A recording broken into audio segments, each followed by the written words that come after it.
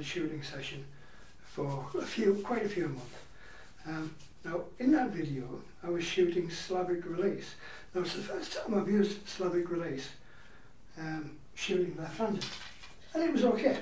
I didn't shoot too badly, wasn't perfect, but it was a little bit loose, but it did the job. And the Sigman commented, well, he wondered how, for the most part, I was using the Slavic release on the inside of the bow, as in the left-hand side of the bow, without the arrow swinging away, because the whole point of the Slavic release is to control the arrow on the outside of the bow, or the right-hand side of the bow, for right-handed archers while shooting off the thumb. And to be honest, it's quite easy. Now, just to demonstrate, we'll show you shooting off the thumb. Have I got the bow upside down again? Yes, I've got the bow. I always do that. Bow's upside down. We'll shoot off the thumb on the outside of the bow using the Slavic release, just to demonstrate what it should look like. Find the knock. Click it on. Right, so as you probably know, we're shooting off the thumb. Get my hand in the right position. And the grip is essentially 2 fingers under, not touching the arrow if you can avoid it, and then the index finger just lightly holding the arrow in place. And the whole point is you put just enough pressure on to stop the arrow falling off the bow when you cant it over. That's if you cant the bow over. If you don't cant the bow over, you don't need to put much pressure on.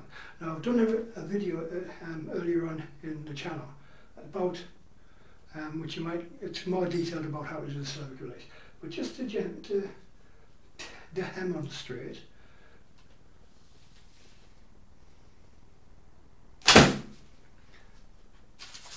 So we are drawing essentially 2 fingers under, shooting off the thumb on the outside of the bow or on the right hand side of the bow, depending on how you want to describe it. Find the knocking point. So 2 fingers under, 1 resting onto the arrow, and release. It's quite a versatile release, to be honest. I like it. I much prefer it to thumb release. Now I can shoot thumb release, but I don't like it. I find it really uncomfortable. I can't use a thumb ring. I've tried. I've actually got quite a good selection of thumb rings, to be honest. But I just cannot get away with a thumb ring. I can shoot a thumb protector, a leather thumb protector, but again, I still find it quite uncomfortable to shoot when shooting outside the bow. Like so. Now, is that the last arrow? Yep, that was the last arrow. But what's wrong with shooting Mediterranean style? The only difference is the amount of pressure you put onto the arrow with your index finger. Instead of your index finger, the pointing finger, becoming a support, as you would if you were shooting on the outside of the bow, to stop it swinging away, it literally becomes a pointer. So you're literally just pointing where you're shooting.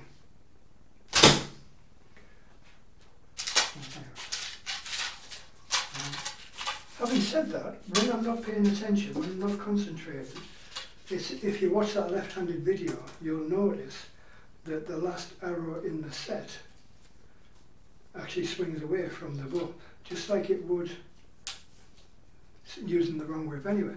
But that was because I wasn't concentrating on what I was doing. Actually, it sounded like I'm getting quite a few close by each other there. But literally, again, it's a pointer. Doesn't support, doesn't really, it touches the arrow, but doesn't really apply the pressure. I mean, if you apply pressure, it swings away. So you've got to be careful about what you're doing. You've got to concentrate on what you're doing. And if you're using a short bow and you're canting the bow over slightly anyway, well then it doesn't matter. It works. And I think it's actually quite a good release to use for that kind of shooting. Now, one of the reasons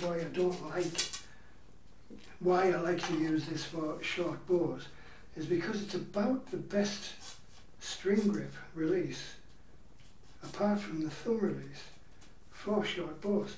I can't use 300. Well, I can on this bow, but on the little Turkish bow, I can't really use 300 because the string alters your grip. It pushes your little finger forward and can actually push your hand forward, and that can affect lots of the way you release and everything. And it basically means you're having to use a different release completely differently for every bow you use depending on the length. Whereas if you use a Slavic, you don't really need to change anything. You're just using the same release. It's effectively using it as a 2-finger under release. Right, how many arrows have we got left? See, if you listen, they're all landing fairly close together there. So it is a consistent release, which is what you want more than anything else. I think this should have been shot with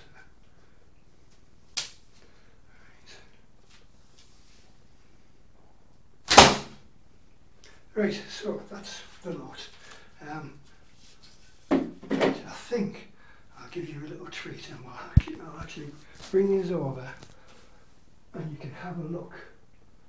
Oh, I can grab hold of the depth section, and you can have a look and see what we've done, if the camera's still working.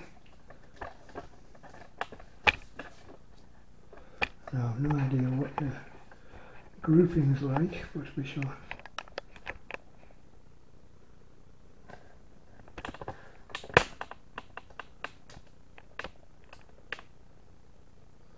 Right, there we go. So, a demonstration that you can use Slavic release both inside and outside the bow. If you're a right-handed shooter, you can shoot off both sides of the bow, left and right. Left-handed shooters just reverse it, it still works, and I actually prefer it when shooting short bows. Anyway, I hope you found that interesting. Stay safe, keep slinging the sticks, and we shall talk again soon. Cheers guys. No idea what that group's like, I'll have a look in a sec. Right, toodles!